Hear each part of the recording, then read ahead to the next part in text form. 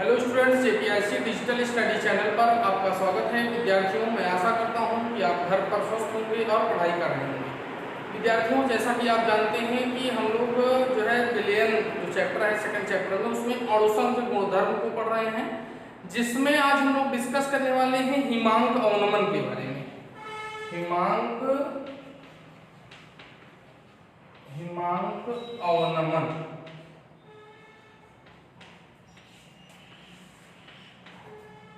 हिमांक अवनमन क्या होता है, इसको देखते हैं। किसी द्रव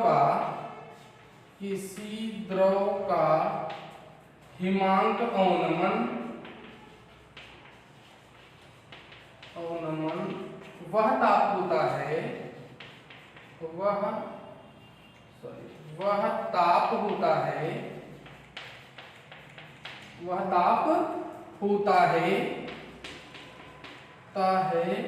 जिस पर उस द्रव का वाष्प दाब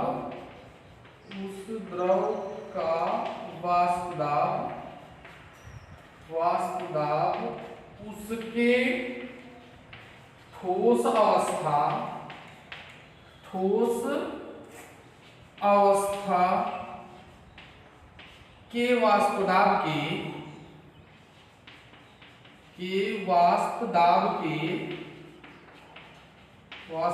के बराबर हो जाता है।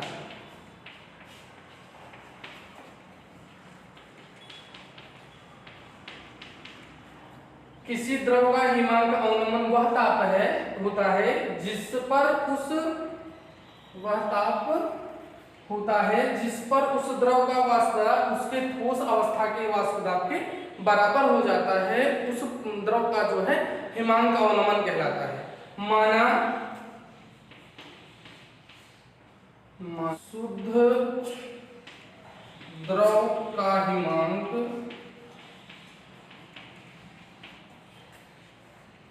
TF0 तथा विलयन का हिमांक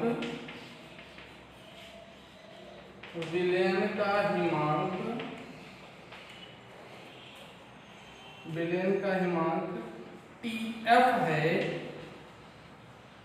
तो हिमांक अवनमन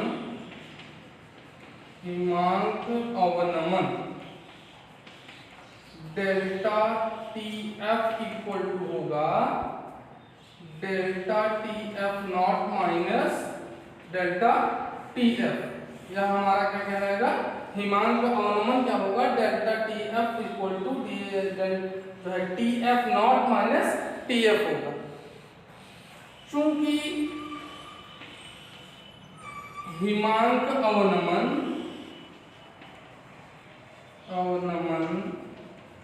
अणुसंख्य गुणधर्म है या अणुसंख्य गुण है,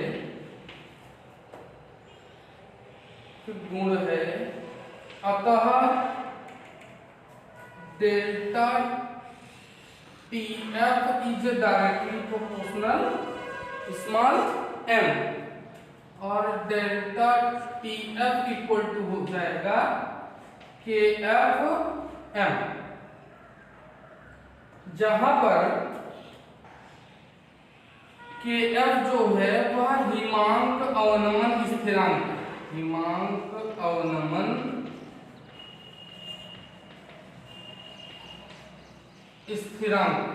क्या है, हिमांक अवनमन स्थिरांक है। हिमांक अवनमन स्थिरांक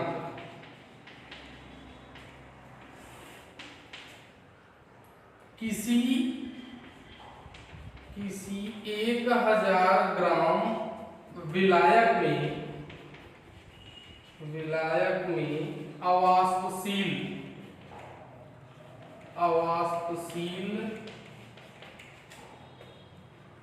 विलेय का 1 मोल घोलने पर उसके हिमांक में होने वाली कमी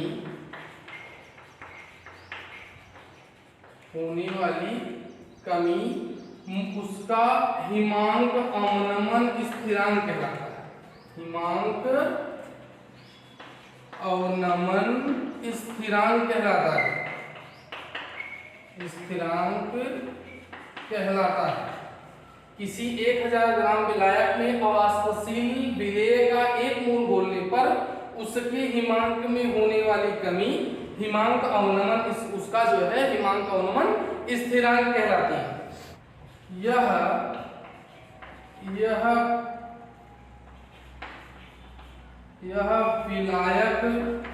विलायक की प्रकृति पर निर्भर करता है।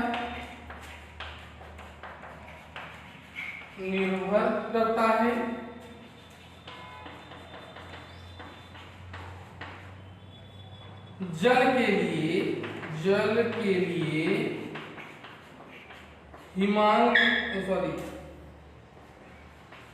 हिमांक अवनमन स्थिरांक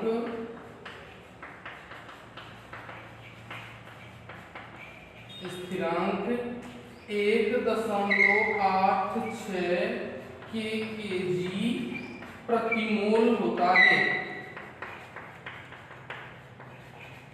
kg प्रति मोल होता है।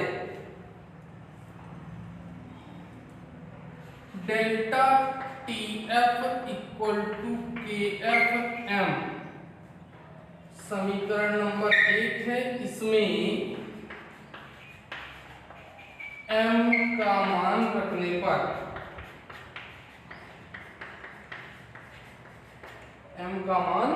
रखने पर delta TF equal to KF into WB upon MB into WA गुणे 1000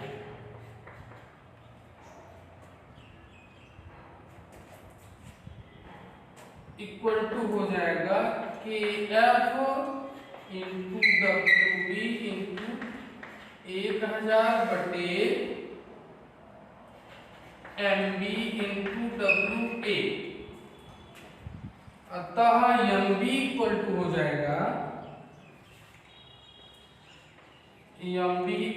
जाएगा KF इंटू WB इंटू 1000 बटे डेल्टा TF इंटू WA।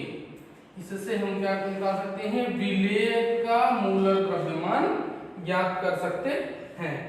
हिमीय विलयन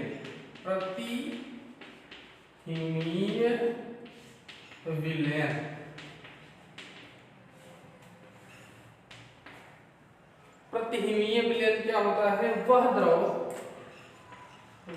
द्रव जो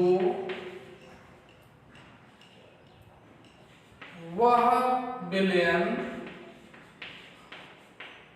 जो जल को जमने से रोकता है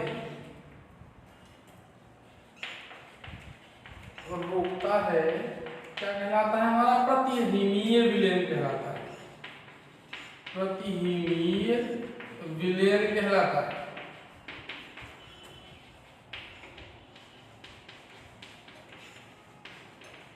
प्रतिहिमीय विलयन कहलाता है। जैसे जल में एथिलीन ग्लाइकॉल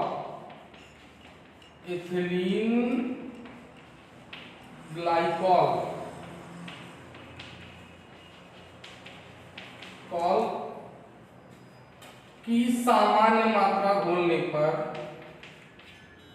समान मात्रा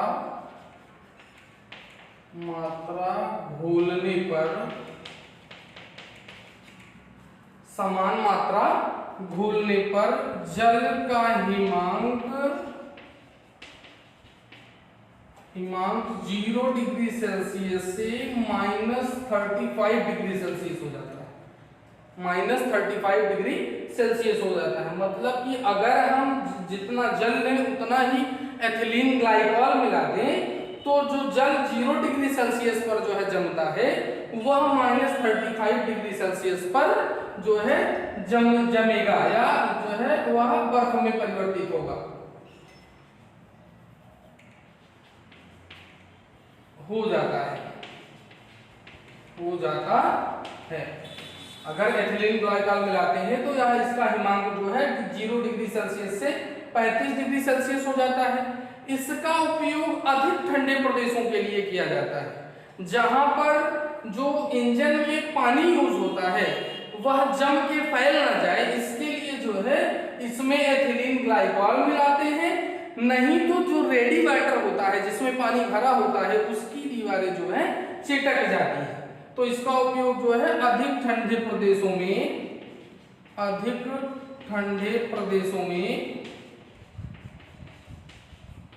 गाड़ियों में किया जाता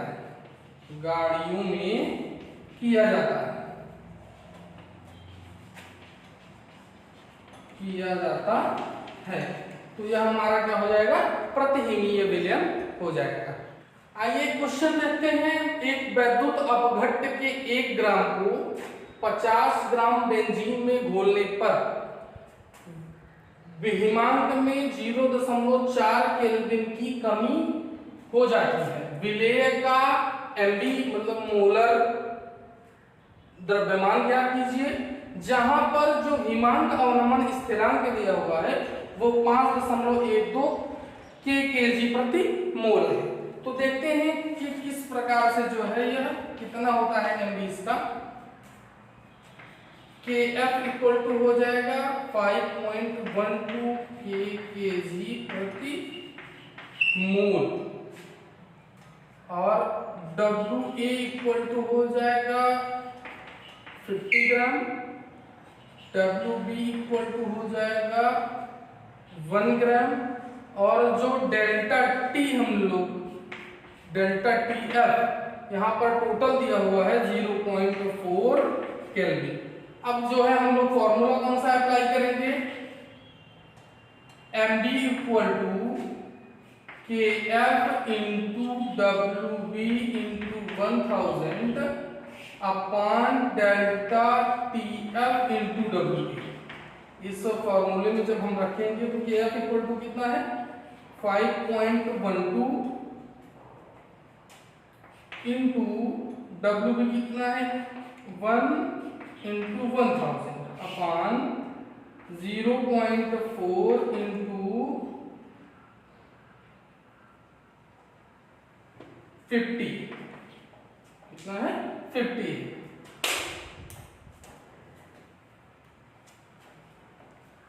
0 0 कट जाएगा, 5 दूनी 10 20 कितना हो जाएगा 5.12 इंटू 20 अपॉन 0.4। इसका हो जाएगा आपका, अगर दोनों काटेंगे तो 256 ग्राम प्रति मोल जो है हमारा इसका MB जो विलेय हमने बोला है उसका MB कितना आएगा, MB इक्वल टू आएगा 256 ग्राम इंटू मोल इनवर्स। यही हमारा जो क्या हो जाएगा आंसर हो जाएगा। ये हमारा क्या है टॉपिक है हमारा परासरण दाब। परासरण दाब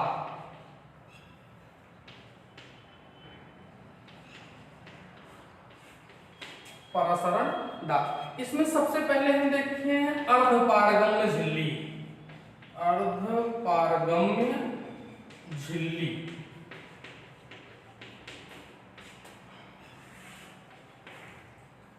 वह झिल्ली जिसमें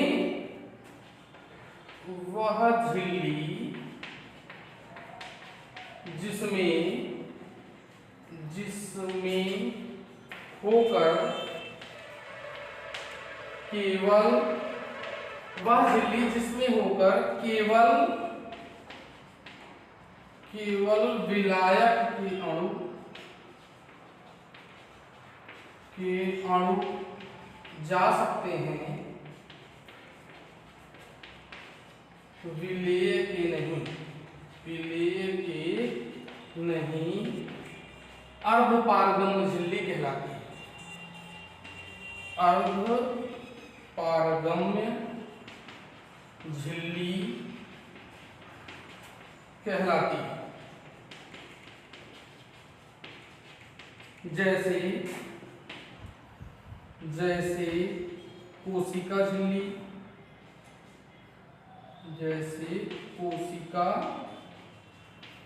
झिल्ली,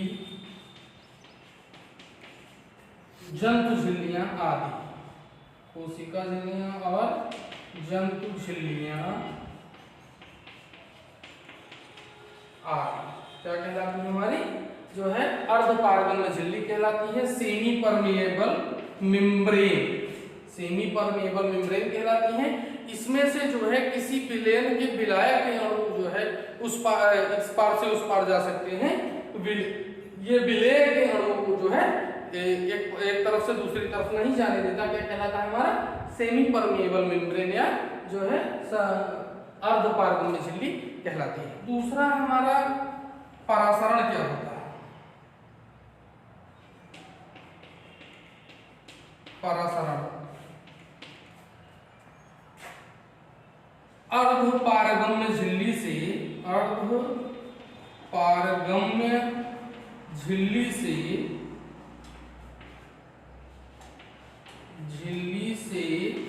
विलायक का शुद्ध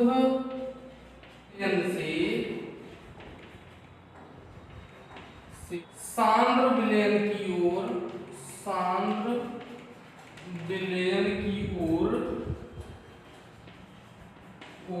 स्वतः प्रवाह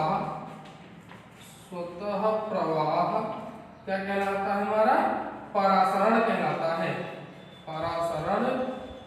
कहलाता है। किसी भी अर्धपारगम्य झिल्ली से विलायक का शुद्ध विलयन से सांद्र विलयन की ओर स्वतः प्रवाह क्या कहलाता है हमारा, परासरण कहलाता है। किशमिश को पानी में डालने पर परासरण के कारण ही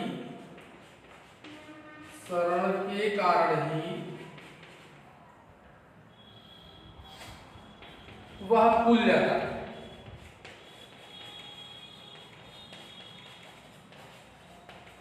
किशमिश जो होता है वह जो है परासरण के कारण ही, जब हम उसको जल में डालते हैं तो वह क्या हो जाता है, फूल जाता है। और मुरझाए हुए फूल पत्तियां जो है अगर हम उनको जो है पानी में डालते हैं तो वह परासरण के कारण ही क्या हो जाता है, वह फिर से जो है हरा हो जाता है या ताजा हो जाता है।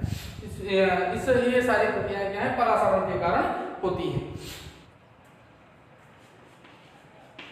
विलयन है और ये शुद्ध विलयन।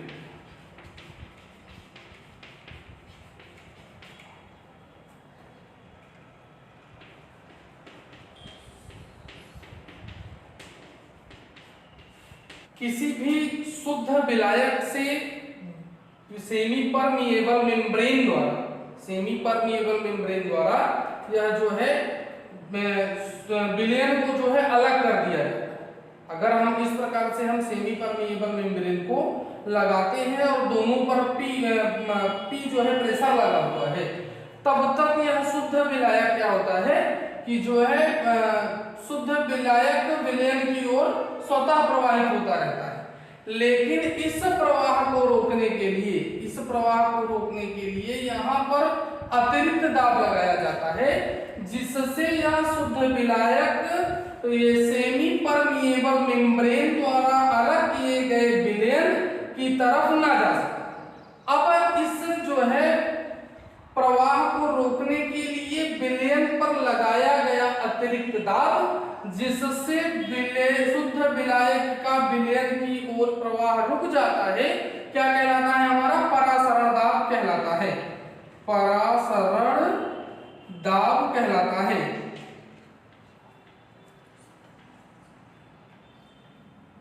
शुद्ध विलायक से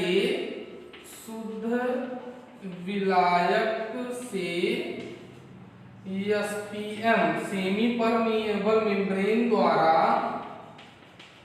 पृथक किए गए विलयन में विलायक के प्रवेश को रोकने के लिए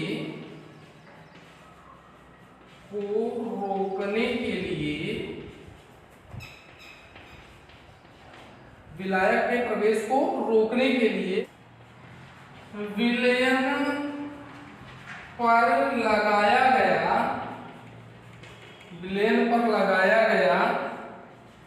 आवश्यक बाह्य दाब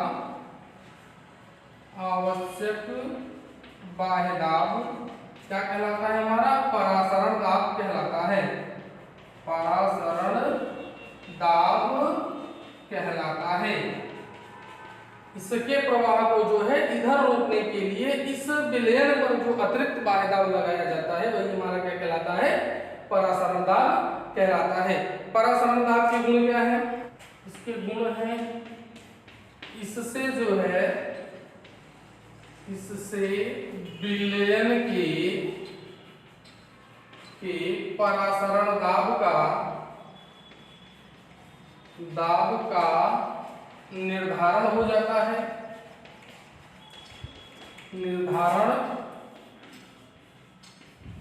है। दूसरा है इस विधि में बाह्य दाब विलयन पर लगाया जाता है जिससे एसपीएम सुरक्षित रहता